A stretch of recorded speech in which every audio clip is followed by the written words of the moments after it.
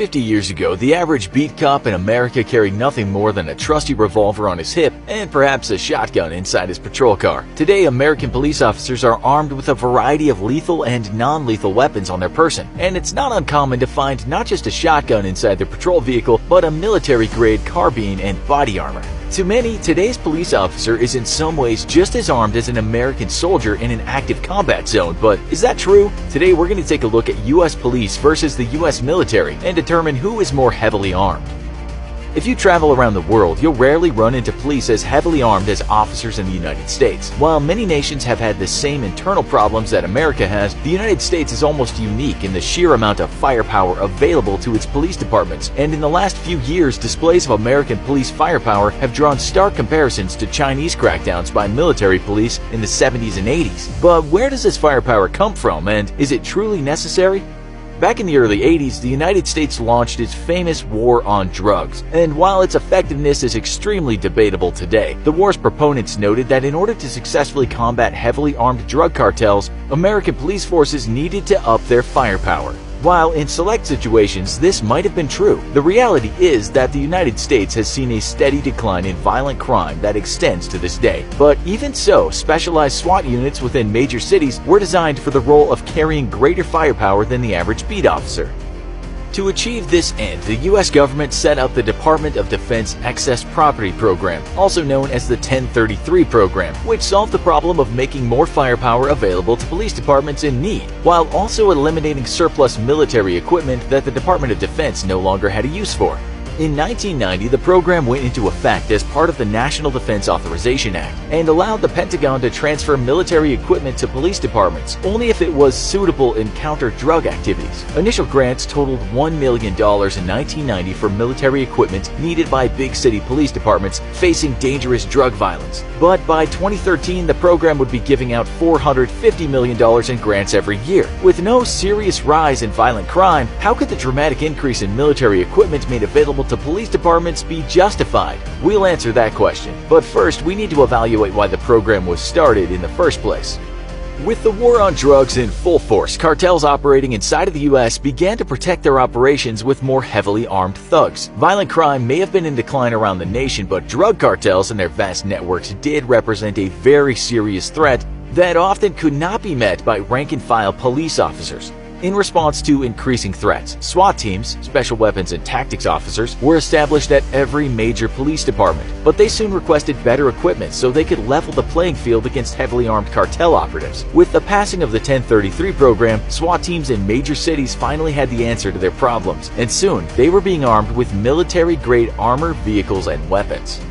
The reality is that the propagation of heavier and heavier firepower across the nation's criminal networks very much demands that every major police department have a SWAT capability, and those SWAT officers must be armed heavily enough to neutralize any potential threat. This is common sense policing, and initially the 1033 program helped achieve this goal. However, as the 2000s came around and the war on terror began, the 1033 program began to spin wildly out of control. With the establishment of the Department of Homeland Security, one of its first priorities was preparing local police departments to combat terrorist threats. Beat police officers are typically the last line of defense against a terrorist threat, after intelligence agencies and overseas military forces have failed to detect and stop an attack. So it makes good sense to prepare police departments to identify and neutralize terror threats. However, the problem came when police departments started asking for more military equipment than was realistically necessary to combat a terror threat, and even that is not entirely the police's fault. With the establishment of the Department of Homeland Security and its priorities to fight terrorism at home, police departments around the nation were giving larger 1033 grants, yet the grants came with two specific strings attached. First of all, the equipment procured via a grant must be used within a year of acquiring it, or else it must be returned. This was meant to ensure that police departments didn't go gun-happy and start acquiring all manner of equipment that was completely unnecessary. The problem is that that's exactly what police departments did, and so having acquired equipment from assault rifles to armored vehicles, they now had to use them in an active police operation or risk having it taken away. Thus, police departments around the nation started needing to excuse their purchase of military-grade hardware and started deploying police officers in body armor equipped with assault rifles and riding inside armored vehicles to everything from conducting basic search warrants to monitoring peaceful protests.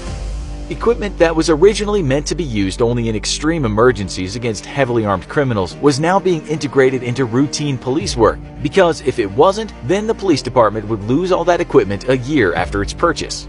Obviously, this doesn't make a lot of sense, as violent crime requiring military-grade equipment doesn't happen every single year. Yet, it does happen, and when it does happen, if a police department didn't show that it needed to use its new equipment a year after purchasing it, that police department would not have the proper equipment needed against heavily armed criminals when it did happen. So, in a way, it's hard to blame police departments for responding to peaceful protests or serving search warrants with police officers so heavily armed that they resemble soldiers in Iraq, not officers meant to serve and protect their communities. Yet, on the other hand, such displays of military-level force have alarmed many Americans and driven a deep wedge of mistrust between the public and the police department of this nation.